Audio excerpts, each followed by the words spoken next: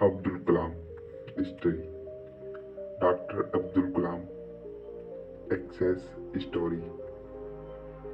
APJ Abdul Kalam का जन्म 15 अक्टूबर 1931 को तमिलनाडु के रामेश्वरम में हुआ था। भारतीय वैज्ञानिक अब्दुल कलाम ने देश के मिसाइल और परमाणु हथियार कार्यक्रमों को डेवलपमेंट करने में प्रमुख भूमिका निभाई। वह देश के 11वें राष्ट्रपति बने और उनका कार्यकाल 2002 से 2007 तक था। शिक्षा और शुरुआत करियर। अब्दुल कलाम ने 1957 में मद्रास इंस्टीट्यूट ऑफ टेक्नोलॉजी से एरोनॉटिक इंजीनियरिंग की डिग्री हासिल की।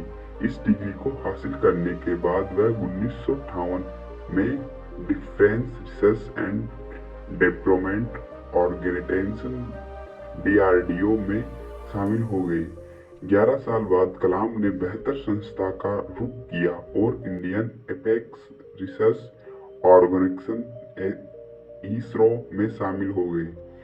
वह एसएलजी थर्ड के प्रोजेक्ट डायरेक्टर रहे। यह ध्यान देने लायक बात थी क्योंकि LLG थर्ड पहला सैटेलाइट लॉन्च व्हीकल था जिसे भारत में डिजाइन किया गया था और बनाया गया था।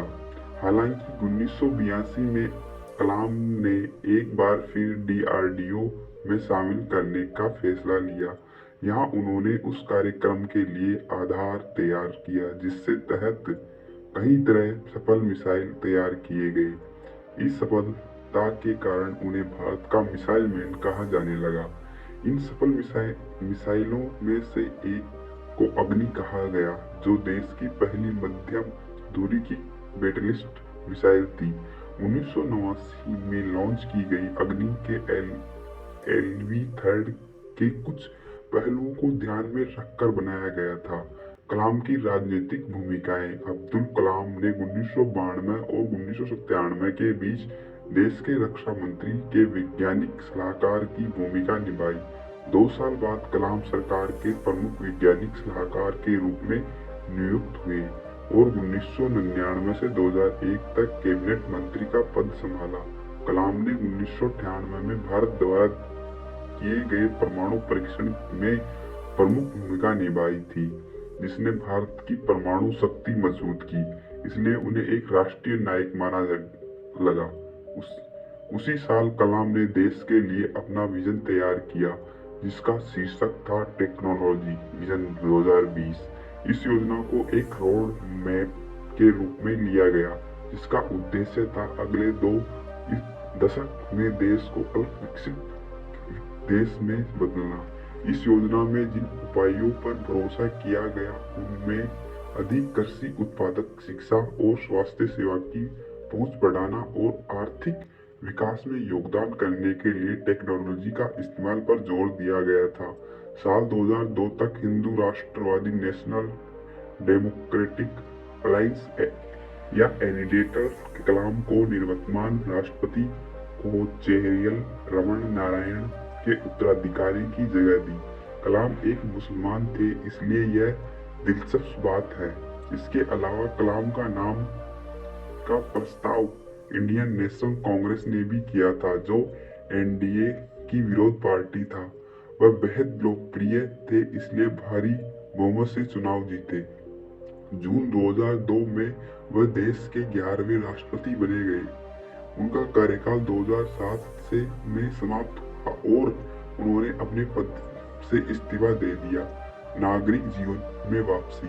कलाम और बेहतर नागरिक देश को विज्ञान और प्रौद्योगिकी की ओर इस तरह ले जाने के लिए समर्पित रहे कि यह और आर्थिक विकसित हो सके। उन्होंने कई विश्वविद्यालयों में कई व्याख्याएं दी और अनगिनत छात्रों को प्रेरित किया। वह 27 जुलाई 2015 को शिलांग के भारतीय प्रबंधन संस्था IRT में लेक्चर देने दौरान गिर पड़े। अटैक्स के कारण उन्हें मृत्यु घोषित कर दिया गया। उनकी मृत्यु पर राष्ट्र ने शोक व्यक्त किया। उन्होंने एक पूर्ण जीवन जिया और कई लोगों को प्रेरित किया। उनके वैज्ञानिक योगदान के साथ साथ भारत को एक देश के रूप में आगे बढ़ाने के उनके प्रयासों को कभी नहीं भुलाया जा सकता। कलाम ने विंग्स ऑफ फायर के नाम से आत्मकथा लिखी जो 1999 में प्रकाशित हुई थी और साथ ही इंडियन 2020 में अगली पीढ़ी थी जिसका शीर्षक था इग्नोरेंट माइंड्स। इनके अलावा उन्होंने कई किताबें लिखी। इन किताबों को हर किसी को वैज्ञानिक सोच की अपील को देखने और एक राष्ट्र के रूप में आगे बढ़ने के लिए इसका उपयोग करने लिए एकजुट करने के लिए डिजाइन किया गया था। एपीजे अब्दुल कलाम का योगदान इतना अधिक था कि उन्हें देश के सर्वोच्च पुरस्कारों में सम्मानित किया गया, जिनमें से पद्म विभूषण 1990 और भारत रत्न 1997 में शामिल किया गया था। दोस्तों, आज का टॉपिक था अब्दुल कलाम के ऊपर। डॉक्टर अब्दुल कलाम जो बहुत बड़ी हस्ती थी। आपको ये हमारी कहानी कैसी लगी हमें कमेंट में जरूर बताइए। जय हिंद, जय भारत, वंदे मातरम।